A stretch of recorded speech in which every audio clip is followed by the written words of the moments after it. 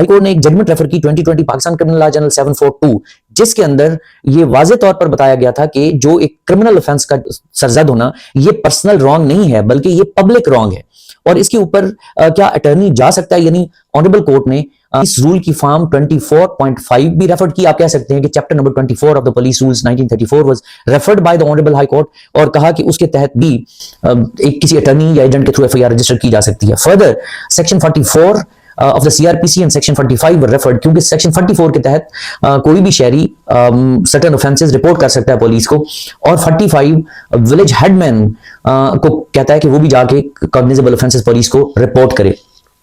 Further जो discuss किया honourable high court ने अपने वर्डिक्ट में, उन्होंने कहा कि जो पावर ऑफ अटॉर्नी एक्ट 1882 उसकी दफा 2 और सेक्शन 182 ऑफ कॉन्ट्रैक्ट एक्ट 1872 और उसी कॉन्ट्रैक्ट एक्ट की सेक्शन 188 जिसकी एक लाइन रिप्रोड्यूस की गई अपने वर्डिक्ट में ऑनरेबल हाई कोर्ट ने की, एंड दैट लाइन इज कि an agent has authority to do every lawful act which is necessary. ये बड़ी ऑब्वियस और क्लियर है जो उन्होंने रिप्रोड्यूस की। और उसके बाद एक इंडियन जुरिसडिक्शन की जजमेंट भी ऑनरेबल हाई कोर्ट ने रेफर की। That judgement is AIR 2014 supreme court 187, और इसके अंदर जो title of the case was Lalita Kumar versus the state. इसके अंदर भी एक क्वेश्चन ऑफ एफआईआर सी की गई थी इसी बुनियाद पर कि अटर्नी के थ्रू हुई, तो ऑनरेबल सुप्रीम कोर्ट ने उसको टर्न डाउन किया, and number of other Indian judgements were also referred, और बहुत सारा केस ला इसके ऊपर डिटेल में डिस्कस हुआ। और उसके बाद जो ऑनरेबल कोर्ट ने ये भी ऑब्जर्व किया कि चूंकि गवर्नमेंट कमिटेड है, एक लॉ जो